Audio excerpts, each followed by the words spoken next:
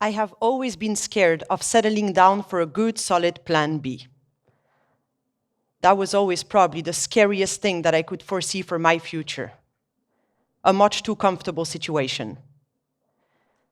I had great grades, loved school, and was dreading summer holidays and all that free time as a child. With top grades in most fields, I was not going to become a school dropout. But in my young heart, I somehow always felt like I belonged with the dropouts more than with the good students.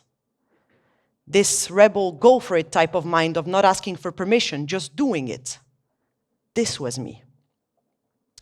School was fulfilling my thirst for learning, but did not match my state of mind. Just not my crowd. I rode the good grades train all my way through elementary school and finished high school. So logically, went to university, picked my two favorite topics in school, and started studying English literature and contemporary history. I started. And there it was. I could just see it. The comfortable life that I was horrified of having was slowly opening before my eyes. I had the terrifying feeling that I was running out of time. Suddenly very aware of my own end, I had the urge of accomplishing what I felt was my purpose here. But coming from a well-educated family where studying was always seen as a logically necessary step in order to have a bright future, I had a hard time finding the courage to just say stop and quit. But when you become fully aware that it will all end in that one metaphorical or literal last scream, you realize you don't have the luxury to postpone your dreams. Remember that viral video of Jim Carrey? You can fail at what you don't want, so you might as well take a chance on doing what you love. So I decided to put myself in a position where arguing about the idea of quitting would no longer be an option, and committed what I now call academic suicide. I intentionally failed an exam 3 times and was kicked out. No safety net would just make me go for it, what I really wanted to do, filmmaking, my plan A. So off I went, and with the heart bursting with motivation, started out in the industry. I did not realize that this was the kind of job you're expected to do without a salary. After all, why should we pay you for a few frames if you enjoy doing it so much anyways? Or being offered a photography job for a few snacks on location? The worst thing is, it felt normal. Normal not to get anything else than the reward of actually doing it. Why? I thought for a while that it was because I loved my job so much. But other people love their jobs and still get money from it. Only famous artists don't seem to go through that trouble. But would it be normal if only famous doctors would get paid, and the other ones were struggling handling another job in order to pay the bills? Why doing what you love isn't enough of a reward in itself? Because there is a hidden message behind not paying someone for the job they do. You're making the assumption they don't deserve it. So why is it so difficult to pay our artists? Why are we having such a hard time seeing art as a profession? Is it because we don't see the usefulness of what artists do right away? Or is it because the creative process can vary in length and perhaps this is difficult to grasp? Other professions are paid per hour, therefore for the process, not only for the outcome. But we think it's normal for artists to struggle to get it out there and then praise the end result. And I find this a bit hypocritical. I think the problem begins at the very start. From us being educated in a world where art has a secondary position. From a very young age, we are educated to think art is not a job, will never be a valid career on its own. It's a side job, something you do for your pleasure, but don't expect to feed your family with it. We've all been to those school plays or recitals which we attend to show our kids we are proud of them. Let's be honest. Most of them are really bad. Like really bad.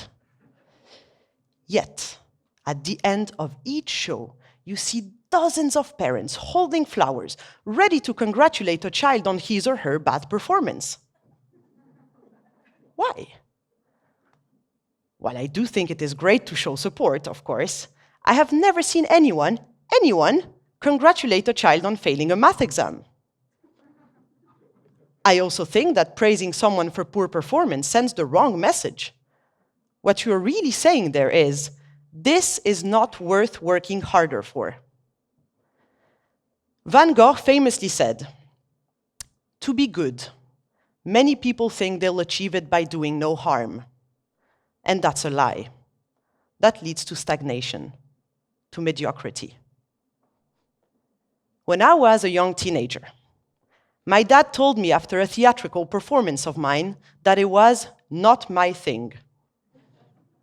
It hurt a bit, of course, but the following summer, my parents sent me to a cinema summer camp thinking this might be my thing.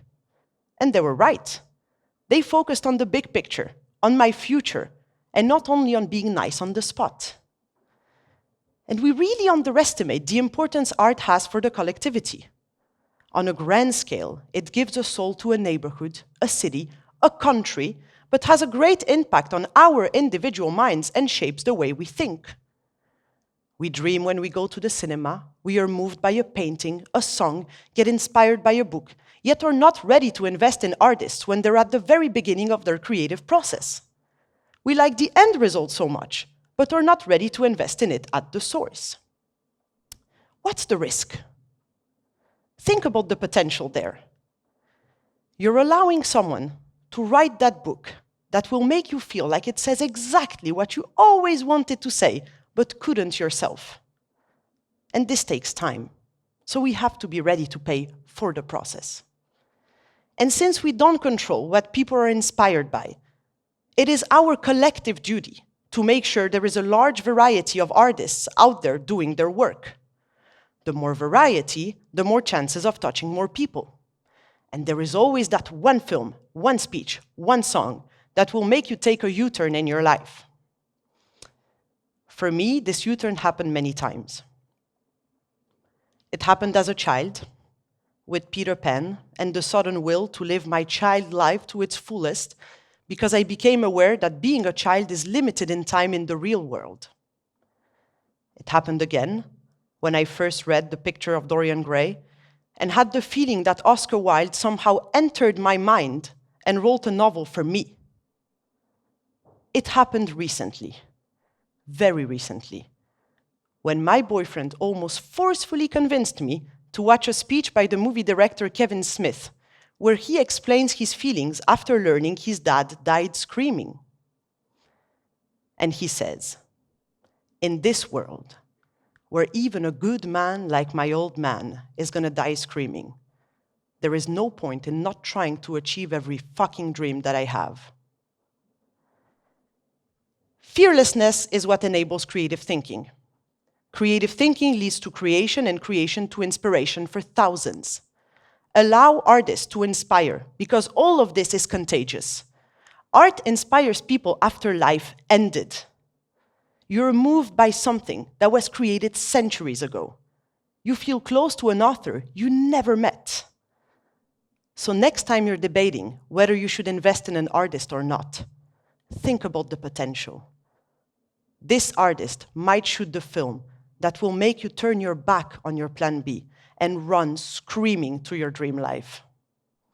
Thank you.